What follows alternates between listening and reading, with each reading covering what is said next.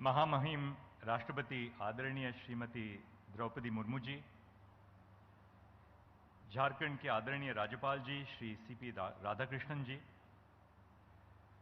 मुख्यमंत्री श्री हेमंत सोरेन जी, सर्वोच्च न्यायालय के मेरे वरिष्ठ सहयोगी श्री अनिरुद्ध बोस जी, केंद्रीय विधि और न्याय मंत्री श्री अर्जुन राम मेघवाल जी, झारखंड उच्च न्यायालय के मुख्य न्यायमूर्ति श्री संजय कुमार मिश्र, उच्च न्यायालय के आदरणीय न्यायाधीश, झारखंड उच्च न्यायालय के भूतपूर्व मुख्य न्यायाधीश और न्यायाधीशगण, विशिष्ट अतिथिगण, जिला एवं सत्र न्यायालयों में कार्यान्वित न्यायाधीशगण, आदरणीय अधिवक्ता भाइयों बहनों,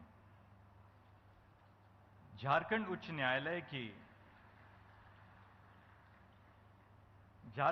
न्यायालय की नई इमारत का शुभारंभ भारत के न्याय प्रणाली के इतिहास और भविष्य को उज्ज्वलित कर रहा है। न्यायालयीन भवन के माध्यम से हम आज के अवसर पर सामाजिक न्याय एवं संवैधानिक मूल्यों का संरक्षण अपने आप को करने के लिए समर्पित करते हैं। ईंट और पत्थर में बनी इमारत अपने आधुनिक सौंदर्य से आधुनिक राज्य और आधुनिक राष्ट्र का प्रतीक बन सकती है। न्यायपालिका के भवन का विस्तार होने से न्याय प्रणाली की प्रतिष्ठा तो बढ़ती है ही, अधिवक्तागण न्याय भवन में कार्यरत होते हैं, साथ ही साथ भारतीय नागरिक अपने वादों को लेकर न्यायपालिका के द्वार में प्रवेश करते हैं, तब उनकी आस्था को कायम रखना हम सबका उत्तरदायित्व है। सर्वोच्च न्यायालय के 7 साल के मेरे निजी अनुभव में मुझे न्याय और अन्याय के छवि का एहसास हुआ है। सजा होने के पहले हजारों नागरिक छोटे अपराधों के लिए कारागारों में बंदी रहते हैं, अक्सर महीनों या सालों तक। उनके पास न ही साधन है, न ही साक्षरता। यदि न्याय प्रणाली में उनको न्याय शीघ्रता से मिल न पाए तो उनकी आस्था कैसे बने रहेगी? प्रिजम्पशन ऑफ इनोसेंस न्याय व्यवस्था का मूलभूत सिद्धांत है। उस सिद्धांत को जमानत के मामलों में प्रत्यक्ष रूप में हमें अपने सामने रखना चाहिए। गरीब विचाराधीन कैदी यानी अंडर ट्रायल की जमानत में विलंब होने से सामान्य नागरिक की आस्था कैसे दृढ़ रहेगी?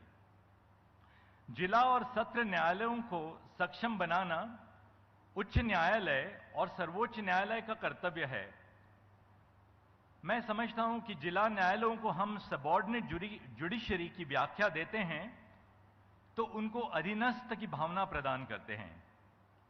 इस माहौल में हमें सुधार लाना होगा। जिला न्यायालयों को जब बराबरी मिलेगी, समानता मिलेगी, तभी उनके कार्य में हम गरिमा और गौरव ला सकेंगे। जिला न्यायालयों की गरिमा नागरिकों की गरिमा से जुड़ी हुई है। आज के इस समारोह का विशेष महत्व इस बात पर ही है। न्याय प्रणाली और सामाजिक न्याय में सद्भाव बनाए रखना राज्य और राष्ट्र के हित में है। न्याय प्रणाली का लक्ष्य सामान्य नागरिक को न्याय दिलाना है। इस प्रक्रिया में वादकारियों को उपलब्धियां प्राप्त होनी चाहिए, मुकदमों के बारे में जानकारी मिले, समय पर सुनवाई हो, फैसले का दस्तावेज शीघ्र प्राप्त हो, कचहरी में साफ सुथरा भोजन और जल मिले, महिलाओं के लिए अलग शौचालय हो। पर आज देश में कई कचहरियां ऐसे हैं, अनगिनत कचहरियां हैं, जिनमें महिलाओं के लिए शौचालय भी नहीं है। ऐसी परिस्थिति में सुधार लाने के लिए आवश्यकता है। हमें अपने आप से कठोर सवाल पूछने पड़ेंगे। आज के समाज की अपेक्षा सदियों पहले समाज से विकसित हुई हैं। उनकी दृढ़ आशाओं को न्याय व्यवस्था को हल ढूंढने का कार्य करना होगा। न्याय व्यवस्था को नागरिकों तक पहुंचना होगा। न्याय की खोज उलझन बनने से सामाजिक न्याय नागरिकों तक कैसे पहुंचे? आज भी पिछड़ी जनजातियों, आदिवासी वर्ग के पास जमीन के दस्तावेजों की कमी है। इन सब चीजों पर हमें ध्यान रखना ही होगा। टेक्नोलॉजी के माध्यम से आज हम न्याय व्यवस्था को प्रत्येक नागरिक के द्वार तक ले जाने का प्रयास कर रहे हैं। सर्वोच्च न्यायालय और उच्च न्यायालयों का कार्य अंग्रेजी भाषा में होता है। उस भाषा से दूर 6,40,000 से ऊपर गांवों में हम अपना हस्तचिन्ह तब ले जा सकते हैं जब अपने निर्णय का अनुवाद संविधान में स्थित भाषाओं में कर लें। इस कार्य को आज आर्टिफिशियल इंटेलिजेंस के माध्यम से सर्वोच्च न्यायालय ने अपनाया है। उदाहरण तौर पे हिंदी भाषा में सर्वोच्च न्यायालय की 6,000 से ज्यादा निर्णयों का अनुवाद हुआ है। सर्वोच्च न्यायालय के 34,000 निर्णय निःशुल्क ESCR में उपलब्ध आज हो गए हैं। इन पहलों को प्रोत्साहन देने के लिए मैं उच्च न्यायालयों में आशा रखता हूं। अदालत की कार्यवाही को लाइव स्ट्रीमिंग करने से अदालत के कार्य का प्रसारण देश के हर घर में ले जाना एक महत्वपूर्ण प्रकल्प है। ई-कोर्ट्स के फेज 3 में भारत सरकार ने 7,000 करोड़ रुपयों का अनुदान किया है। इस लागत से न्याय प्रणाली आधुनिक प्रणाली की दिशा में प्रेरित होगी।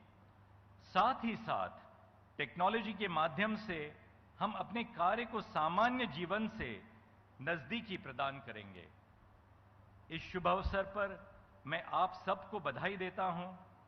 मुझे यहां आमंत्रित करने के लिए आप सबको मैं आपके चरण स्पर्श के रूप में धन्यवाद देता हूं। मुझे आशा है कि आप मुझे रांची फिर लौट आने का अवसर देंगे। नमस्ते, जोहार।